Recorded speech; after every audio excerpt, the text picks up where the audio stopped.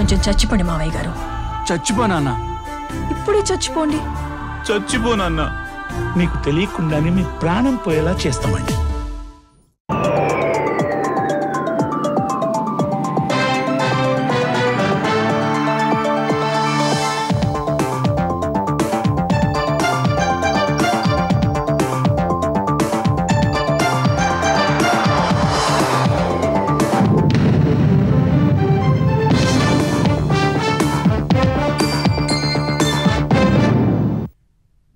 నమస్కారం. ETV news కు స్వాగతం. ముఖ్యాంశాలు. ఢిల్లీ పేలుడు ఘటనపై ముమ్మరమైన దర్యాప్తు. మరొకరిని అరెస్టు చేసిన అధికారులు. 5 దశల్లో కుట్ర అమలుకు ఉగ్రవాదుల ప్రణాళిక.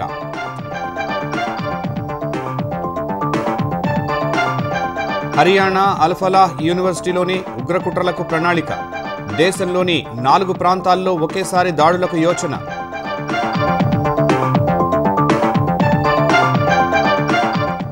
భారత్లో ప్రవేశానికి గేట్వేగా ఆంధ్రప్రదేశ్. చంద్రబాబు వెల్లడి. స్పీడ్ ఆఫ్ డూయింగ్ బిజినెస్ ను అందుకోవాలని పారిశ్రామికవేత్తలకు విజ్ఞప్తి. మాజీ మంత్రి పెద్దిరెడ్డి భూ ఆక్రమణలపై వీడియో విడుదల చేసిన పవన్. విజిలెన్స్ నివేదిక ఆధారంగా చర్యలు చేపట్టాలని ఆదేశాలు.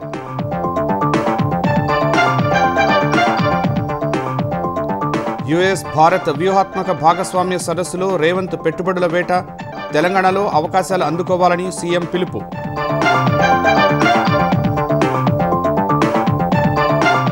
ఆర్టీసీకి ఆదాయ పెంపు మార్గాలు అన్వేషించాలన్న పొన్నం. నష్టాల్లో ఉన్న డిపోలపై ప్రత్యేక కమిటీల పర్యవేక్షణకు మంత్రి ఆదేశాలు.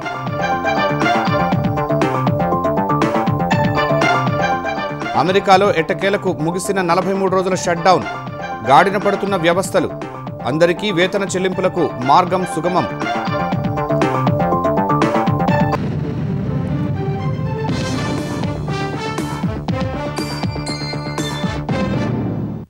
ఢిల్లీ పేలుడు ఘటనలో దర్యాప్తు ముమ్మరంగా సాగుతోంది. ఈ దర్యాప్తులో భాగంగా పోలీసులు మరొకరిని అరెస్టు చేశారు.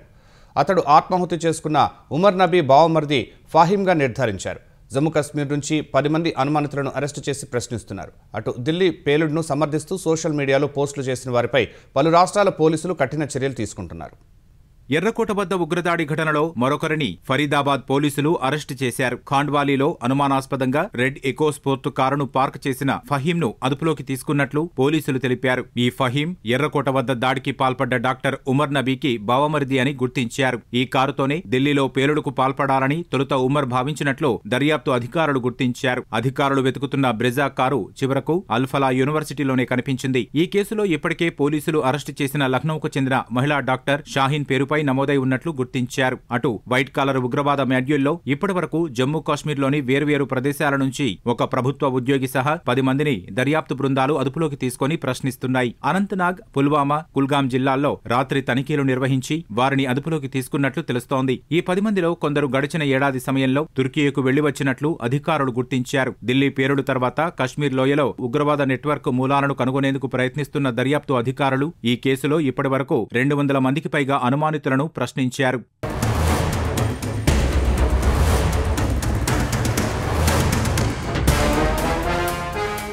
ఇదే సమయంలో ఢిల్లీ పేలుడుకు కారణమైన ఉగ్రవాద మాడ్యూల్ 5 దశల్లో తమ కుట్రలు అమలు చేసేందుకు ప్రణాళిక రచించినట్లు నిఘా వర్గాలు తెలిపాయి. మొదటి దశలో జైషే మహమ్మద్, అన్సార్ గజ్వత్ ఉల్ హింద్ కలిసి ఉగ్రవాద మాడ్యూల్ను ఏర్పాటు చేయడం, రెండో దశలో హర్యానా నుంచి పేలుడు పదార్థాలను సేకరించడం, మూడో దశలో ఐఈడీల తయారీ వంటి ఉగ్ర ప్రణాళికలు ఉన్నాయి. నాలుగో దశలో లక్ష్యం చేసుకున్న ప్రాంతాల్లో రెక్కి, చివరి దశలో టార్గెట్ చేసిన ప్రాంతాల్లో ఒకేసారి బాంబు దాడులు అమలు చేయాలనుకున్నట్లు దర్యాప్తు అధికారులు గుర్తించారు.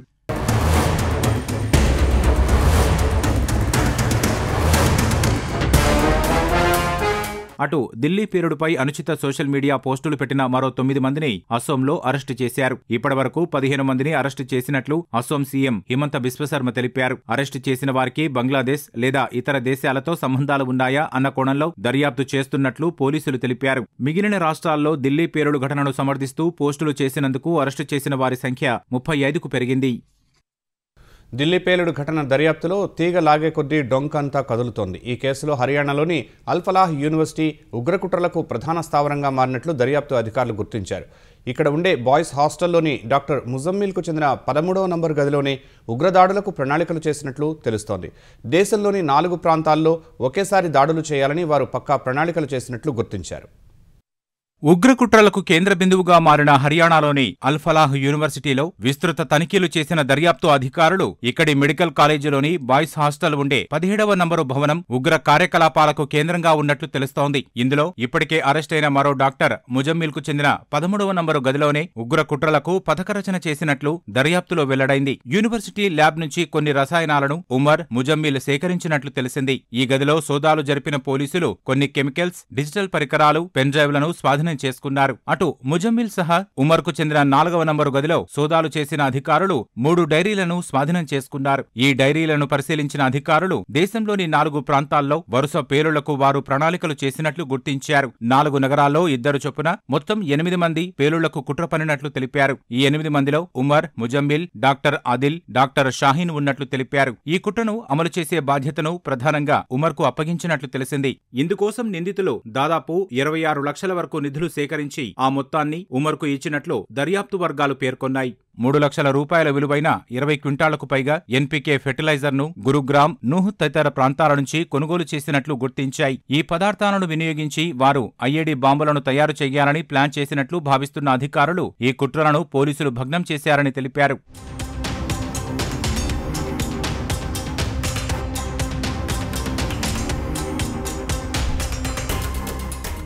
అటు ఆ డైరీల్లో 25 మంది వ్యక్తుల పేర్లు ఉన్నట్లు తెలుస్తోంది. వారంతా జమ్మూ కశ్మీర్, ఫరీదాబాద్కు చెందిన వారిగా గుర్తించారు. వారిలో నవంబర్ 8 నుంచి 12 వరకు తేదీల ప్రస్తావన ఉన్నట్లు తెలిసింది. సమాచార మార్పిడి కోసం సిగ్నల్ యాప్లో ఉమర్ 4 సభ్యులతో గ్రూప్ సృష్టించారని దర్యాప్తు అధికారులు గుర్తించారు. జైషే మహమ్మద్తో సంబంధమున్న ఉగ్రవాద మాడ్యూలే ఈ కుట్ర చేసినట్లు సమాచారం. 1992లో బాబ్రీ మసీదు కూల్చివేతకు ప్రతీకారంగా ఈ పేలుళ్లకు కుట్ర రచించినట్లు అరెస్టైన పలువురు అనుమానిత ఉగ్రవాదులు చెప్పినట్లు సమాచారం.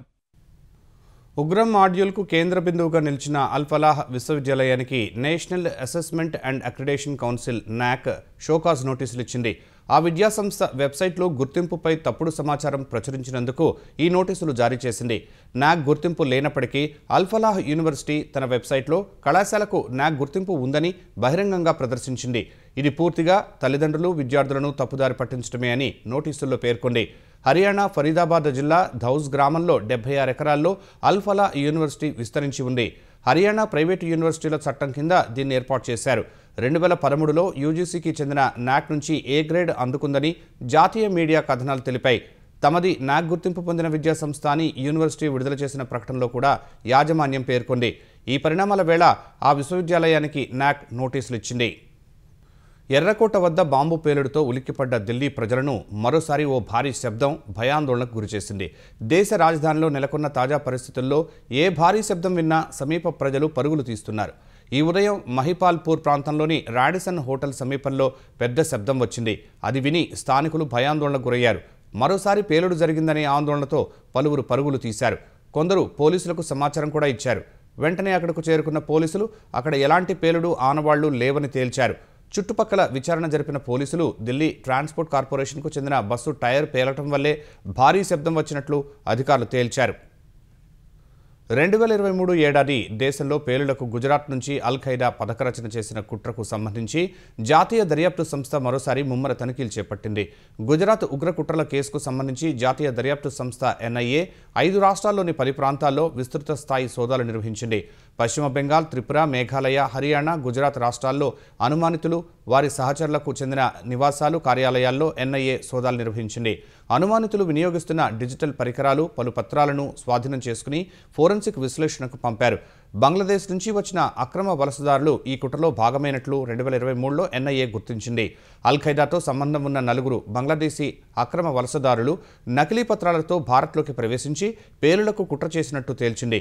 అల్-ఖైదా కోసం వారు నిధులు సేకరించినట్లు తేలింది. ముస్లిం యువతను ఉగ్ర సంస్థల్లో నియమించేందుకు ఈ 4 ప్రోత్సహించినట్లు స్పష్టమైంది. ఢిల్లీ ఎర్రకోట వద్ద పేలుడు ఘటన దర్యాప్తులో భారత్కు తమ అవసరం రాదని అమెరికా తెలిపింది. ఢిల్లీ ఎర్రకోట వద్ద పేలుడు ఘటన దర్యాప్తును భారత్ అసాధారణమైన వృత్తి నైపుణ్యంతో చేస్తోందని అమెరికా విదేశాంగ మంత్రి మార్కో రూబియో తెలిపారు. పేలుడుకు సంబంధించి దర్యాప్తునకు సాయం చేసేందుకు తాము ముందుకొచ్చామని, అయితే ఆ అవసరం భారత్కు లేదని పేర్కొన్నారు. ఈ కేసుకు సంబంధించి త్వరలోనే అన్ని నిజాలు బయటకు వస్తాయని రూబియో స్పష్టం చేశారు. కెనడాలో జరుగుతున్న G7 విదేశాంగ మంత్రుల సమావేశంలో భాగంగా భారత విదేశాంగ మంత్రి జయశంకర్తో రూబియో సమావేశమయ్యారు. ఈ క్రమంలో ఢిల్లీ పేలుడు విషయం చర్చకు వచ్చింది. ఢిల్లీ పేలుడు ఘటనలో మరణించిన వారికి రూబియో సంతాపం ప్రకటించారని జయశంకర్ పోస్ట్ చేశారు. అందుకు రూబియోకు జయశంకర్ కృతజ్ఞతలు తెలిపారు. భారత మార్కెట్లోకి ప్రవేశించడానికి ఆంధ్రప్రదేశ్ గేట్వేలా పనిచేస్తుందని సీఎం చంద్రబాబు అన్నారు. పరిశ్రమలకు ప్రోత్సాహకాలు, వేగంగా అనుమతులు ఇవ్వడంలో ఏపీకి పోటీ లేదని తెలిపారు. జీవన ప్రమాణాలకు అనుగుణంగా సంపద పెంచేందుకు వివిధ రకాల పరిశ్రమల్ని ప్రోత్సహిస్తున్నామని వెల్లడించారు. కేవలం 45 రోజుల్లోనే అనుమతులు ఇచ్చి త్వరితగతిన ఉత్పత్తి చేసేలా ప్రోత్సహిస్తున్నామని చంద్రబాబు తెలిపారు. సుస్థిరాభివృద్ధిలో భారత్, యూరప్ మధ్య సహకార భాగస్వామ్యంపై విశాఖలో జరిగిన బిజినెస్ రౌండ్ టేబుల్ సమావేశంలో సీఎం చంద్రబాబు పాల్గొన్నారు. ఈ కార్యక్రమానికి ఆర్మేనియా ఆర్థిక వ్యవహారాల మంత్రి, భారత్ ఫోర్జ్ వైస్ చైర్మన్ అమిత్ కల్యాణి సహా పలు కంపెనీల చైర్మన్లు, సీఈఓలు, సిఐఐ ప్రతినిధులు హాజరయ్యారు. ఆంధ్రప్రదేశ్లో అపారమైన అవకాశాలు ఉన్నాయని చంద్రబాబు తెలిపారు. పెట్టుబడులు పెట్టేవారికి తమ ప్రభుత్వం అత్యంత వేగంగా అనుమతులు ఇస్తుందన్నారు. గూగుల్, ఆర్సెల్ఆర్ మిత్తల్, ప్రీమియర్ ఎనర్జీస్తో పాటు అనేక సంస్థలకు అనుమతుల విషయంలో ఇది చేసి చూపించామని స్పష్టం చేశారు. కేవలం 45 రోజుల్లోనే అనుమతులిచ్చి త్వరితగతిన ఉత్పత్తి చేసేలా ప్రోత్సహిస్తున్నామని సీఎం తెలిపారు. గ్రీన్ ఎనర్జీ రంగంలో భారత్ 500 గిగావాట్ల విద్యుత్ ఉత్పత్తి చేయాలని లక్ష్యం పెట్టుకోగా అందులో ఏపీలో 160 గిగావాట్ల విద్యుత్ ఉత్పత్తి చేయాలని ప్రయత్నిస్తున్నట్లు చంద్రబాబు చెప్పారు. Ease of doing business earlier. Now we are talking speed of doing business. Once you decide to invest in India, in Andhra Pradesh, then it will become our business. All clearances we are going to get on war footing immediately. Incentives, we are better than anybody. Speed of doing business, nobody can match us. Once you put an application, all clearances, everything, we'll get it done. Not only that, we'll provide escort officer also to follow up and help you to the logical conclusion. ప్రపంచవ్యాప్త ఆర్థిక సంస్కరణల తర్వాత పరిస్థితులు మారిపోయాయని CM తెలిపారు. జీవన ప్రమాణాలు గణనీయంగా పెరిగాయి, సంపద పెరగాల్సి ఉందన్నారు. భారత్ క్వాంటం మిషన్ను అందిపుచ్చుకుని తొలి క్వాంటం వ్యాలీని అమరావతిలో ఏర్పాటు చేస్తున్నామని చెప్పారు. ఏపీలో డ్రోన్ సిటీ సహా స్పేస్ సిటీని కూడా ఏర్పాటు చేస్తున్నట్లు చంద్రబాబు వెల్లడించారు. If you are convinced, then everybody can come. I am not marketing, I am not pressurizing, but I am appealing lot of opportunities in India. All opportunities will start from Andhra Pradesh. This will be gateway for India to enter our markets. That is what I wanted to emphasize you. And also, in course of time, we will work together. If you can come with your proposals or anything, even education, I am very happy. If you can come, we can work together how to take forward. Even in advance, I am requesting you to come next year. You can see the change year by year. 2047 నాటికి భారత్ ప్రపంచంలోనే అగ్రదేశంగా మారుతుందన్న చంద్రబాబు అందులో AP ముందుంటుందని విశ్వాసం వ్యక్తం చేశారు. Taiwan కంపెనీల పెట్టుబడులకు ఆంధ్రప్రదేశ్ రాష్ట్రం పూర్తి సహకారం అందిస్తుందని ముఖ్యమంత్రి చంద్రబాబు స్పష్టం చేశారు. పెట్టుబడులు, పరిశ్రమలకు అత్యంత అనుకూల రాష్ట్రంగా ఏపీని తీర్చిదిద్దుతున్నామని తైవాన్ ప్రతినిధి బృందానికి సీఎం తెలిపారు. పెట్టుబడుల సదస్సులో భాగంగా భారత్లో Taipei economic and cultural centre ప్రతినిధి రాయబారి మూమిన్ చెన్ నేతృత్వంలోని తైవాన్ ప్రతినిధి బృందం చంద్రబాబుతో భేటీ అయ్యారు. వివిధ రంగాల్లో వచ్చే ప్రాజెక్టులకు అనుకూలంగా ఏపీలో పారిశ్రామిక కారిడార్లను తీర్చిదిద్దుతున్నామని సీఎం తైవాన్ బృందానికి వివరించారు. నైపుణ్యం ఉన్న మానవ వనరులు, ప్రపంచ స్థాయి ప్రమాణాలతో మౌలిక సదుపాయాలను కల్పిస్తున్నామని తెలిపారు. తైవాన్ కంపెనీలు ఎలక్ట్రానిక్స్, సెమీకండక్టర్లు, గ్రీన్ ఎనర్జీ, ఎలక్ట్రిక్ వాహనాల తయారీ, ఈవీ, బ్యాటరీ తదితర రంగాల్లో ఏపీతో కలిసి పనిచేయాలని సీఎం ఆహ్వానించారు. ఇండో తైవాన్ ఇండస్ట్రియల్ పార్క్ను కుప్పంలో ఏర్పాటు చేసేందుకు ఆసక్తిగా ఉన్నట్టు తైవాన్ ప్రతినిధి బృందం తెలిపింది. తెలంగాణ రాష్ట్రం భారత మార్కెట్కు గేట్వే లాంటిదని, జీసీసీలకు ప్రధాన గమ్యస్థానమని ముఖ్యమంత్రి రేవంత్ రెడ్డి తెలిపారు.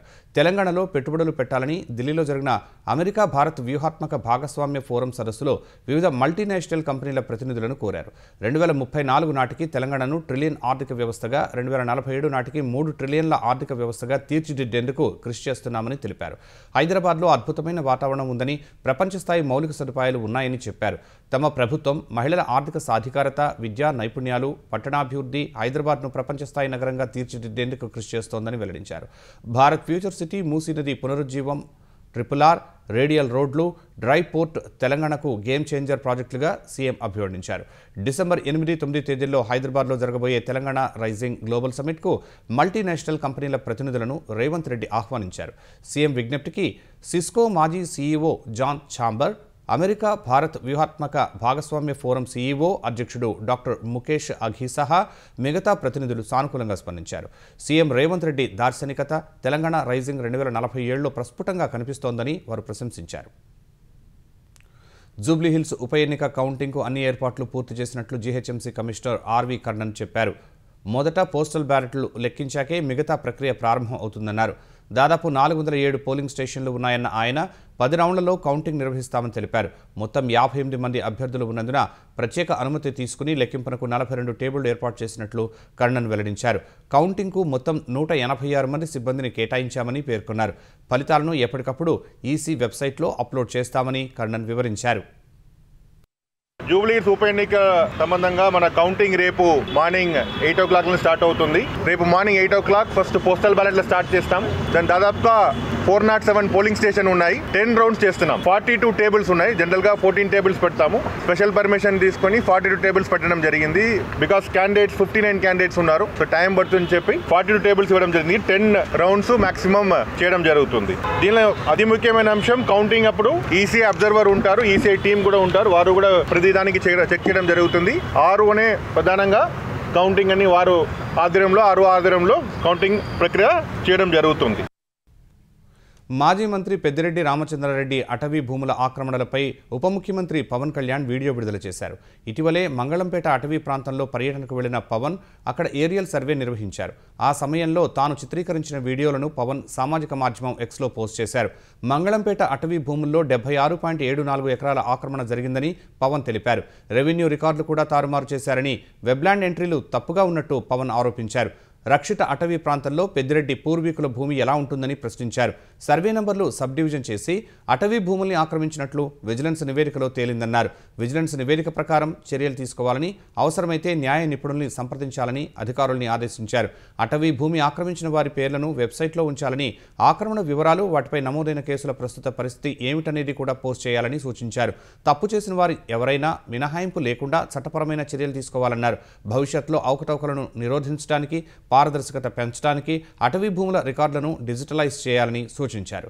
అటవీ భూములు జాతీయ ఆస్తులని, వాటిని ఆక్రమించే వారిని, వన్యప్రాణి సంరక్షణ ప్రాంతాల్లో చొరబడే వారిని ప్రభుత్వం సహించదని స్పష్టం చేశారు.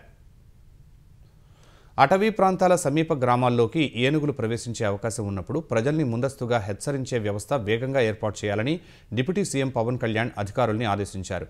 కుప్పం మండలం వెంకటేశ్వరపురంలో కిటయ్య అనే వ్యక్తి ఏనుగు దాడిలో మరణించిన ఘటనపై ఆయన స్పందించారు. పీసీసీఎఫ్ సంబంధిత అటవీశాఖ అధికారులతో ఘటనపై చర్చించిన పవన్ కిటయ్య కుటుంబానికి ప్రగాఢ సానుభూతి తెలిపారు. 10 లక్షల రూపాయల ఆర్థిక సాయం వెంటనే అందించాలని ఆదేశించారు.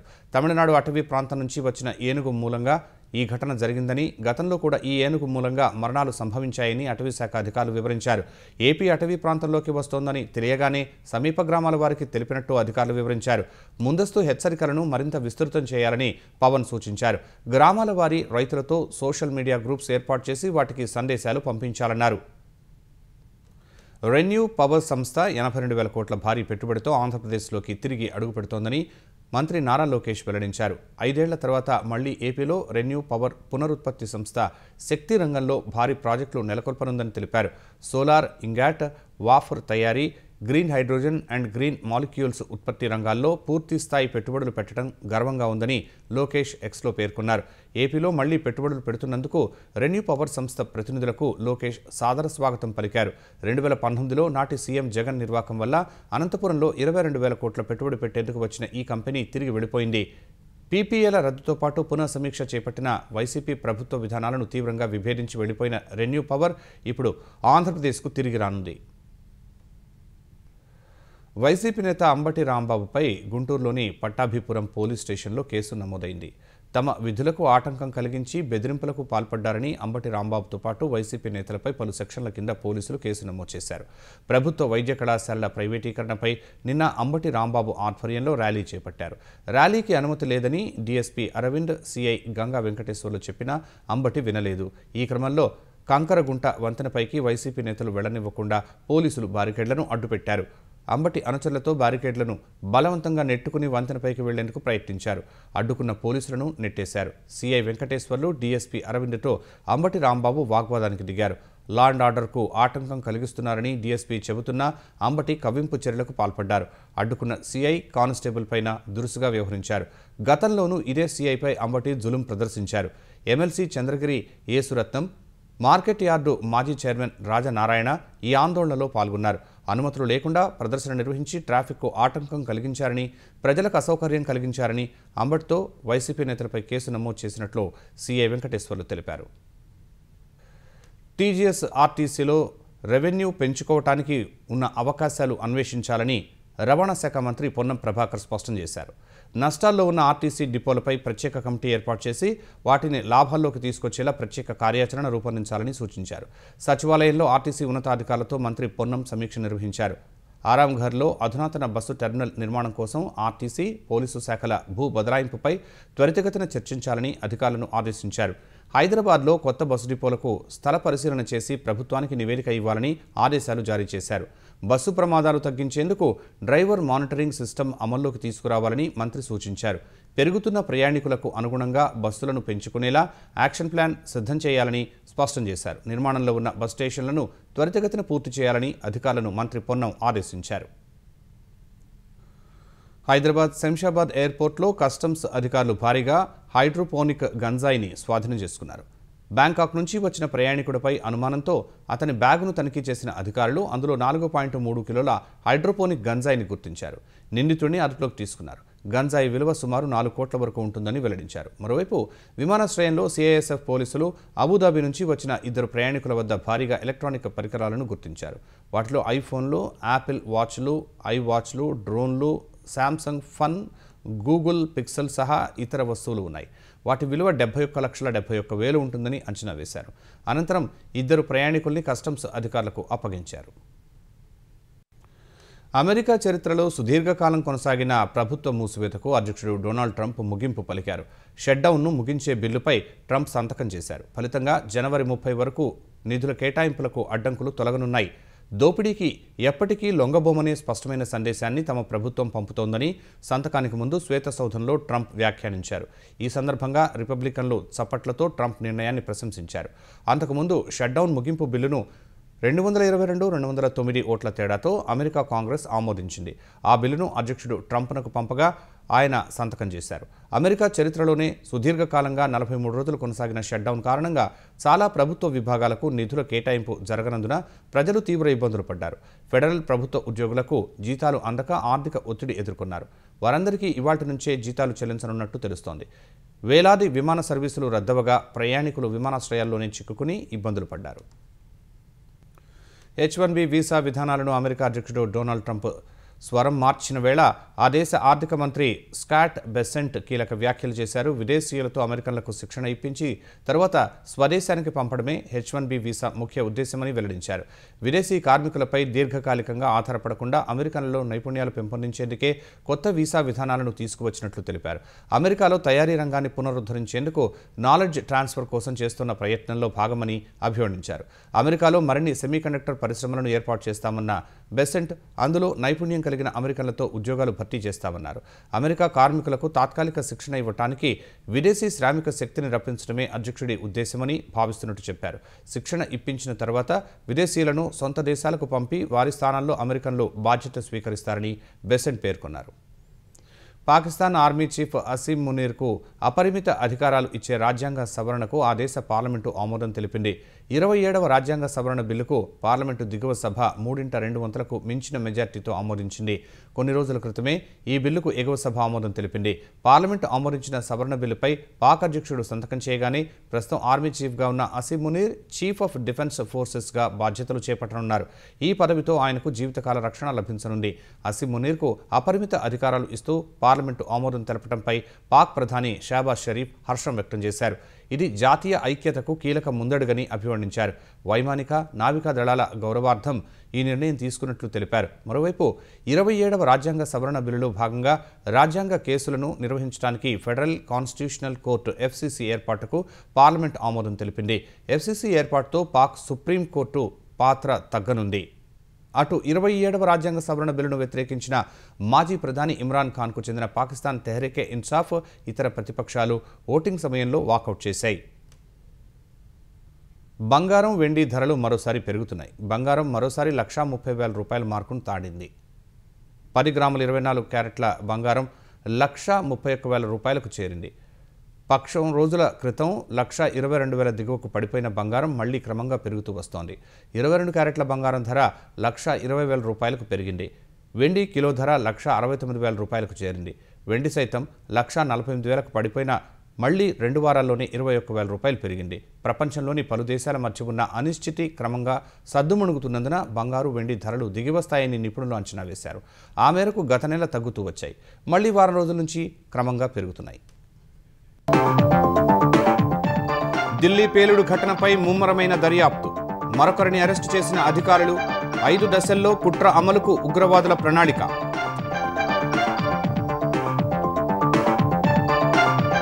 హర్యానా అల్ఫలాహ్ యూనివర్సిటీలోని ఉగ్రకుట్రలకు ప్రణాళిక. దేశంలోని 4 ప్రాంతాల్లో ఒకేసారి దాడులకు యోచన.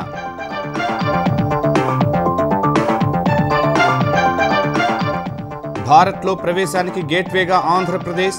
చంద్రబాబు వెల్లడి. స్పీడ్ ఆఫ్ డూయింగ్ బిజినెస్ ను అందుకోవాలని పారిశ్రామికవేత్తలకు విజ్ఞప్తి.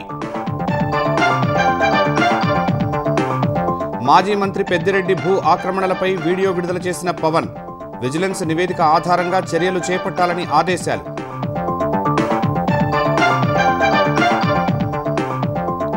యుఎస్ భారత్ వ్యూహాత్మక భాగస్వామ్య సదస్సులో రేవంత్ పెట్టుబడుల వేట. తెలంగాణలో అవకాశాలు అందుకోవాలని సీఎం పిలుపు.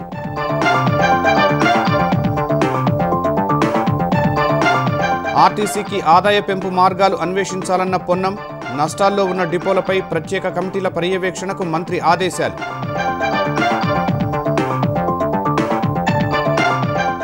అమెరికాలో ఎట్టకేలకు ముగిసిన 43 రోజుల షట్డౌన్. గాడిన పడుతున్న వ్యవస్థలు. అందరికీ వేతన చెల్లింపులకు మార్గం సుగమం.